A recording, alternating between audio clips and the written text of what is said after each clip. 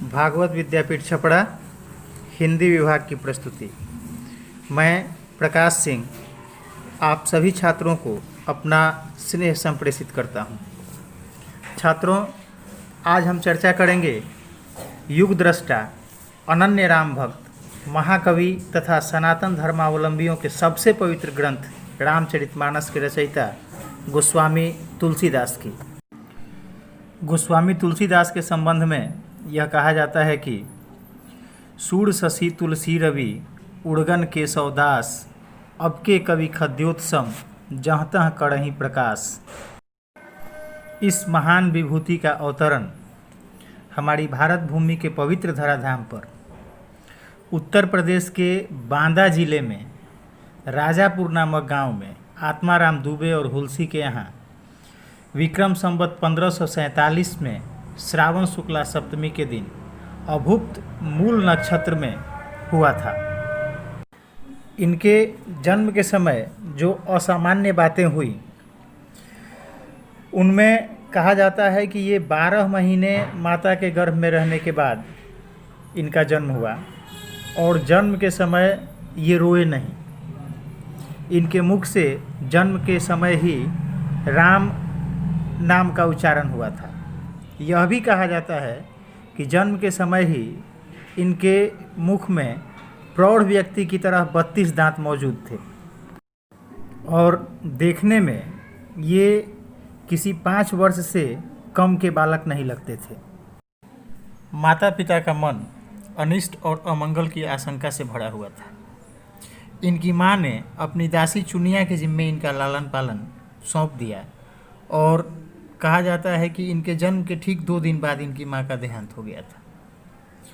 जब तुलसीदास 5.5 साल के हुए तो चुनिया का भी देहांत हो गया। अब बालक तुलसी पूर्णतः अनाथ हो गए थे, यानी इनके आगे पीछे कोई नहीं था, इनका लालन पालन करने वाला कोई नहीं था। ऐसी मान्यता है कि इनके ऊपर माँ पार्वती को दया आई और ये माता पार्वती प्रतिदिन ब्राह्मणी का वेश धारण करके गोस्वामी तुलसीदास को भोजन करा जाती। बाद में भगवान शंकर की प्रेरणा से अनंतानंद के प्रिय शिष्य नरहरियानंद जी ने तुलसीदास का दामन थामा। चूँकि जन्म के समय ही इनके मुंह से राम शब्द का उच्चारण हुआ था, अतः नरहरिदास ने, वही नरहरियानंद यानी नरहरिदास ने इन्हें राम बोला कहा, यानी अब इनका नाम राम बोला हो गया। विक्रम संवत 1561 में इनका यज्ञोपवीत संस्कार किया गया। गोस्वामी तुलसीदास का यज्ञोपवीत संस्कार राम की जन्मभूमि अयोध्या में हुआ और कहा जाता है कि यज्ञोपवीत संस्कार के समय बिना सिखाए तुलसीदास के मुख से गायत्री मंत्र का बिल्कुल शुद्ध उच्चारण किया गया। वहाँ उपस्थित जितने विद्वान थे सबको बेहद आश्चर्य हुआ। गोस्वामी जी अत्यंत प्रखर बुद्धि के स्वामी थे। अपने गुरु के श्रीमुख से एक बार ये जो कुछ भी सुन लेते थे वह इनको कंठस्थ हो जाता था। सूकड़ क्षेत्र में इनके गुरु ने इनको रामचरित सुनाया। बाद में काशी में शेष सनातन जी के यहाँ 15 वर्ष तक इन्होंने वेदों का अध्ययन किया। कुछ दिन बाद इनका विवाह रत्ना से हुआ। अपनी पत्नी के प्रति इनकी बहुत अधिक आसक्ति थी।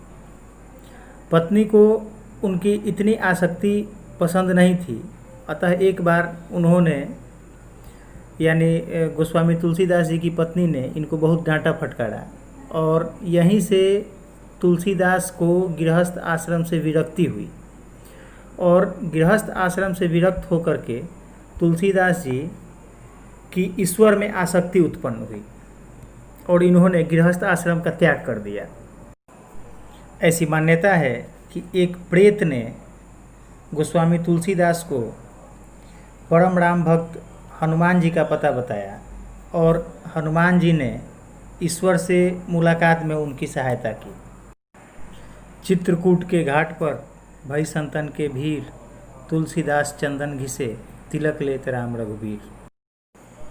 ईश्वरीय प्रेरणा से तुलसीदास के अंदर का कवि जागा और ये संस्कृत में पद्य रचना करने लगे। लेकिन एक विचित्र बात होती थी कि दिन भर ये जितनी पद्य की रचना करते थे, जो भी लिखते थे, अगले दिन वो सब गायब हो जाते थे। बाद में फिर भगवान शंकर की प्रेरणा से, भगवान शंकर के आदेश से इन्होंने अपनी भाषा में यानी अवधी में रामचरितमानस लिखने का फैसला किया और अयोध्या में 1631 संवत रामनवमी के दिन, जिस दिन राम जन्म का योग था, ये रामचरितमानस लिखने बैठे।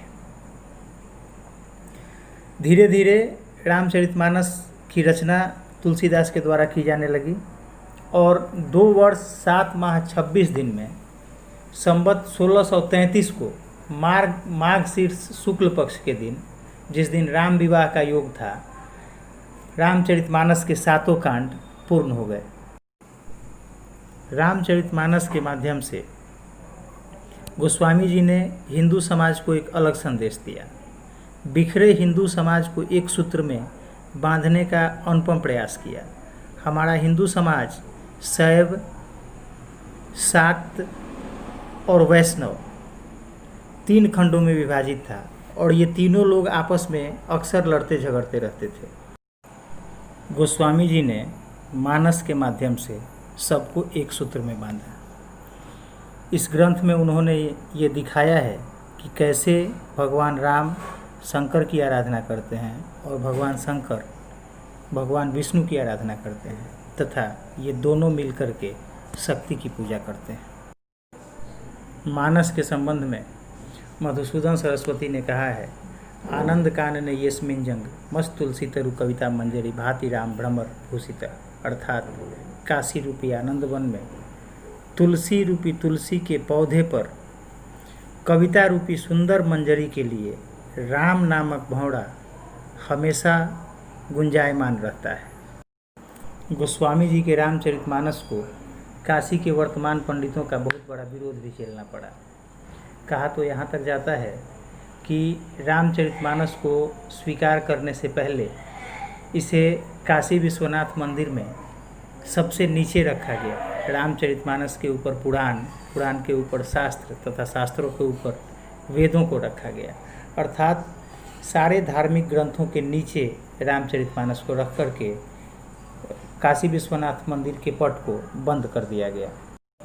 लेकिन अगले दिन जब दरवाज़ा खुला तो रामचरितमानस सभी धर्म ग्रंथों में सबसे ऊपर पाया गया और उस पर भगवान शंकर के हस्ताक्षर भी थे। सारे ब्राह्मण लज्जित हुए और सबने एक स्वर में रामचरितमानस की महत्ता को स्वीकार किया। रामचरितमानस के माध्यम से गोस्वामी जी ने निर्गुण को सगुण से जोड़ा, वैष्णव, शाक्त और शैव में संबंध स्थापित किया, राजा प्रजा के बीच के रिश्ते को समझाने का प्रयास किया, भक्ति और कर्म में समन्वय स्थापित किया। इनका अवधी और ब्रज भाषा दोनों पर समान रूप से अधिकार था। गोस्वामी जी ने लगभग साहित्य की सभी शैलियों में, सभी विधाओं में काव्य रचना की है। शब्दों पर इनकी अद्वितीय पकड़ थी, शब्दों पर इनका अनुपम अधिकार था। रामचरितमानस में लगभग 16,000 से भी अधिक शब्दों का प्रयोग किया गया है, जो अपने आप में एक विश्व कीर्तिमान है।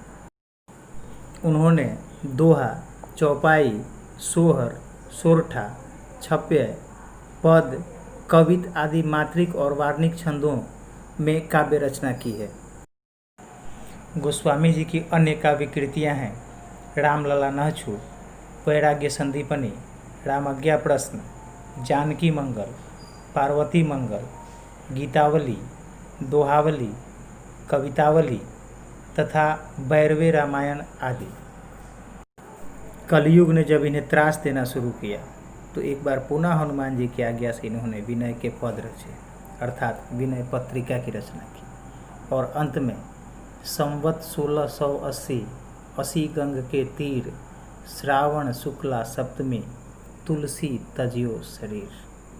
धन्यवाद।